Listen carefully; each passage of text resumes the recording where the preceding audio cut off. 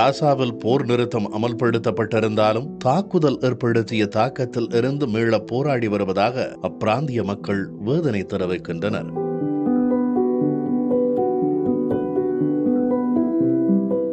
புலம்பெயர்ந்த மக்கள் தங்கள் உணவு தேவையை பூர்த்தி செய்வதில் சிக்கல் நீடிப்பதாக தெரிவிக்கிறார்கள். இலவச உணவு விநியோக மையங்களில் தொடர்ந்து கூட்டம் அதிகரித்தே காணப்படுகிறது என்றும், வருவாயின்றி தவிப்பதாகவும், முழுமையான சுதந்திரத்தோடு எவ்விடமும் செல்வதற்கான வழி இல்லை எனவும் கூறுகின்றனர்.